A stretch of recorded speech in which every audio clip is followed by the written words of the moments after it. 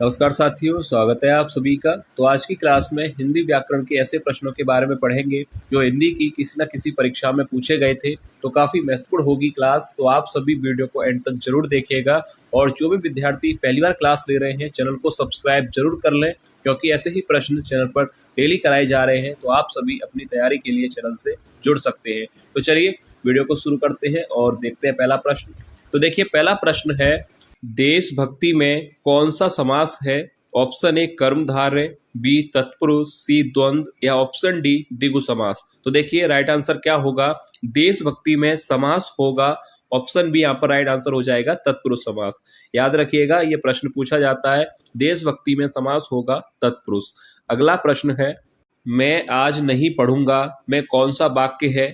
Option A निषेधवाचक वाक्य, B विधिवाचक वाक्य, सी आज्ञावाचक वाक्य या ऑप्शन डी संकेतवाचक वाक्य। तो देखिए राइट आंसर क्या होगा कि मैं आज नहीं पढ़ूंगा में वाक्य कौन सा होगा? तो option A he right answer हो जाएगा, निषेधवाचक वाक्य। याद रखिएगा, पहला ही ऑप्शन सही हो जाएगा। अगला प्रश्न है, निम्नलिखित में से कौन आग का पर्यायवाची शब्द नहीं है? ऑप्शन ए वायु सखा, बी हुतासन, सी विभावसु या ऑप्शन डी विपद का। तो राइट आंसर क्या होगा कि निम्नलिखित में से कौन आग का पर्याय शब्द नहीं है? तो देखिए, वायु सखा आग का पर्यायवाची होता है, हुतासन भी होता है और विभावसु। तो यहाँ पर ये ऑप्शन ए बी सी तीनों ही आग के पर्यायवाची शब्द हैं। तो राइट आंसर हो जाएगा ऑप्शन डी विपद का। विपद का आग का पर्यायवाची शब्द नहीं है। याद रखिएगा, ऑप्शन डी राइट आंसर होगा।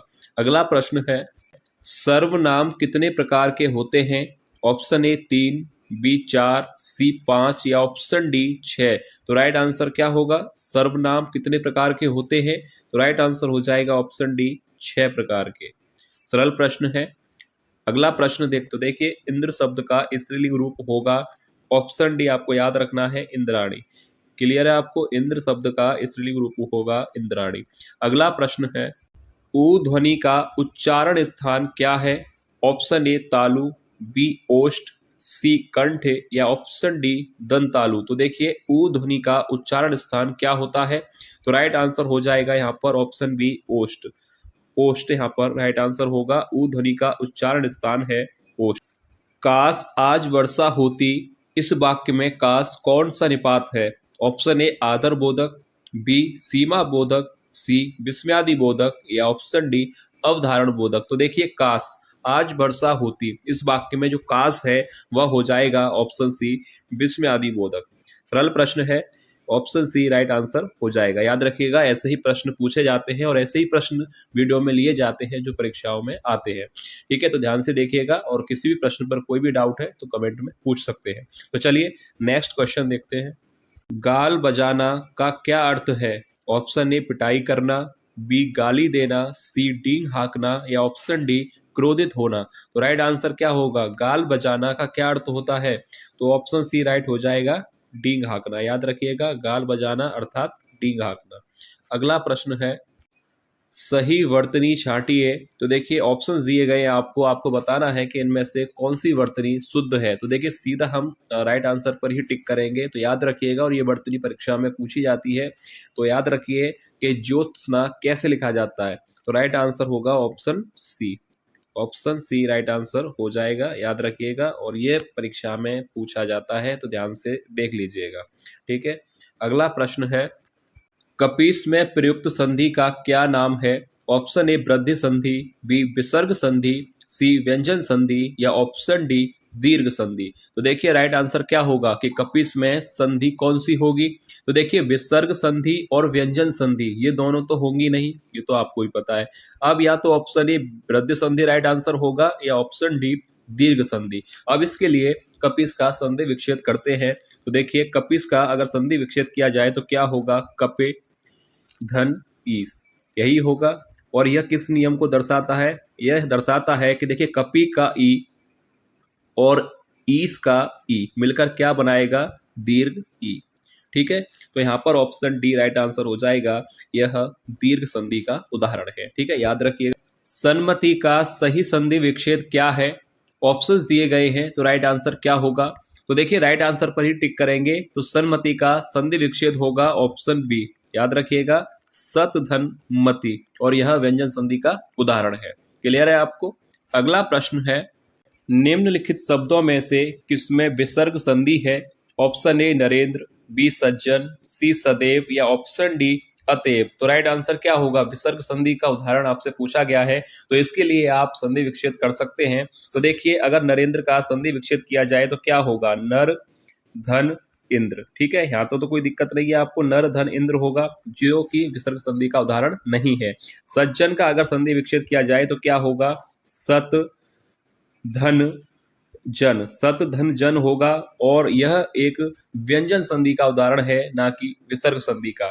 सदैव का संधि विच्छेद किया जाए तो क्या होगा? सदा धन एव। ठीक है, ये होगा, तो यह भी व्यंजन और विसर्ग संधि का उदाहरण नहीं है। अब यहाँ पर ऑप्शन डी है अतएव, तो राइट आंसर तो यही होगा, पर इसका संधि विच्छेद देख लेते हैं कि क्या होगा। तो देखिए, इसका संधि विच्छेद होगा अतः धन एव। ठीक है, याद रखिएगा, ऑप्शन डी राइट आंसर हो जाएगा, कि विसर्ग संधि का उदाहरण आपसे पूछा गया था, तो ऑप्शन डी राइट आंसर हो जाएगा। ठीक है, अगला प्रश्न है, अनुनासिक व्यंजन कौन से होते हैं?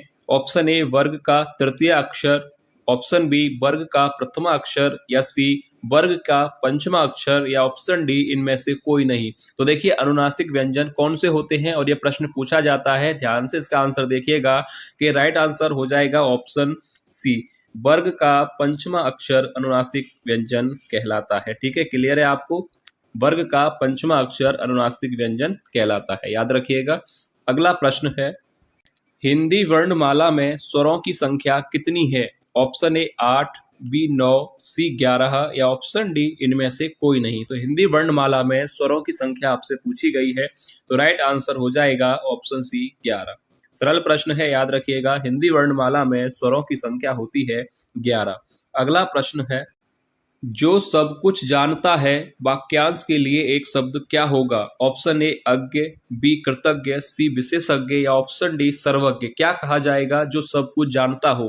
तो इसके लिए एक शब्द होता है, ऑप्शन डी सर्वज्ञ कहा जाता है, क्योंकि सर्वज्ञ का अर्थ ही होता है जो सब कुछ जानने वाला हो। तो ऑप्शन डी राइट आंसर हो जाएगा। अगला प्रश्न है, ज्ञ वर्ण किन वर्णों के संयोग से बना है? ऑप्शंस दिए गए हैं, तो राइट आंसर पर ही टिक करेंगे कि ज्ञ वर्ण किन वर्णों के संयोग से बनता है, और यह परीक्षा के लिए काफी महत्वपूर्ण प्रश्न है और ये पूछा जाएगा। तो देखिए, ज्ञ वर्ण किन वर्णों के संयोग से बना है, इसको याद कर लीजिए, ऑप्शन बी राइट आंसर हो जाएगा। ठीक है, याद रखिएगा, ज्ञ वर्ण किन वर्णों के संयोग से बना है, तो ऑप्शन बी बिल्कुल राइट आंसर होगा, और इंपोर्टेंट प्रश्न है, परीक्षा के लिए पूछा जाता है, तो ध्यान से इसका आंसर देख लीजिएगा। अगला प्रश्न है, पुरोहित में क्या उपसर्ग है? ऑप्शन ए पुरा, बी पुर, सी पुरस, या ऑप्शन डी पुरह। तो देखिए, पुरोहित में उपसर्ग क्या होगा? तो राइट आंसर हो जाएगा ऑप्शन डी, यहाँ पर सही होगा। अब यही क्यों होगा, इसके लिए आप इसका संधि विच्छेद कर सकते हैं। तो देखिए, पुरोहित का अगर संधि विच्छेद किया जाए तो होगा पुरोह धन हित। ठीक है, यहाँ पर राइट आंसर हो जाएगा ऑप्शन डी, और यह एक कौन सी संधि का उदाहरण होगा? यह एक विसर्ग संधि का उदाहरण है। ठीक है, अगला प्रश्न है, श कौन सा व्यंजन है? ऑप्शन ए ऊष्म व्यंजन, बी संयुक्त व्यंजन, सी अंतःस्थ व्यंजन, या ऑप्शन डी स्पर्श व्यंजन। तो राइट आंसर क्या होगा कि श कौन सा व्यंजन है या वर्ण है? तो राइट आंसर हो जाएगा ऑप्शन ए ऊष्म व्यंजन कहलाता है। श कौन सा व्यंजन है? स एक ऊष्म व्यंजन है। ठीक है, याद रखिएगा, अंतःस्थ व्यंजन नहीं है, क्योंकि अंतःस्थ व्यंजन कौन कौन से होते हैं वो भी देख लीजिए आप, यहाँ से भी प्रश्न बनता है। य, र, ल और व, यह वर्ण कहलाते हैं अंतःस्थ वर्ण, और इनकी संख्या कितनी होती है? 4। ठीक है, ये भी याद रखिएगा, यहाँ से भी प्रश्न बनता है अंतःस्थ व्यंजन से, तो ये वर्ण होते हैं अंतःस्थ वर्ण, और इनकी संख्या होती है 4। अगला प्रश्न है, अघोष वर्ण कौन सा है? ऑप्शन ए ह, बी स, सी अ, या ऑप्शन डी ज। तो राइट आंसर क्या होगा कि अघोष वर्ण कौन सा होगा? तो आपको पता होना चाहिए कि अघोष वर्ण प्रत्येक वर्ग का पहला और दूसरा वर्ण अघोष वर्ण कहलाता है, और इसके अतिरिक्त ये 3 वर्ण भी अघोष वर्ण कहलाते हैं, याद रखिए। तो देखिए, यहाँ पर राइट आंसर क्या होगा? यहाँ पर राइट आंसर हो जाएगा ऑप्शन बी, स कैसा वर्ण है? स एक अघोष वर्ण होगा। ठीक है, क्लियर है आपको? अगला प्रश्न देखते हैं, डपोर शंख का क्या अर्थ है? ऑप्शन ए विख्यात होना, बी कांपने लगना, सी बेवकूफ या ऑप्शन डी सब संबंध छोड़ देना। तो देखिए डपोर संघ का अर्थ क्या होगा, तो राइट आंसर याद रखिएगा ऑप्शन सी बेवकूफ होना या मूर्ख होना राइट आंसर हो जाएगा। डपोर संघ का अर्थ होता है बेवकूफ या मूर्ख। ठीक है, अगला प्रश्न है श्रृंगार रस का स्थायी भाव क्या है? ऑप्शन ए रति, बी उत्साह, सी हास या ऑप्शन डी शोक। तो देखिए श्रृंगार रस का स्थायी भाव पूछा गया है और ये प्रश्न पूछा जाता है परीक्षा में, तो ध्यान से इसका आंसर देखिएगा। ऑप्शन ए यहाँ पर राइट आंसर हो जाएगा रति। रति जो है श्रृंगार रस का स्थायी भाव है, उत्साह वीर रस का स्थायी भाव है, हास हास्य रस का स्थायी भाव है और शोक करुण रस का स्थायी भाव है। ठीक है, क्लियर है आपको। अगला प्रश्न है फल का क्या पर्यायवाची है?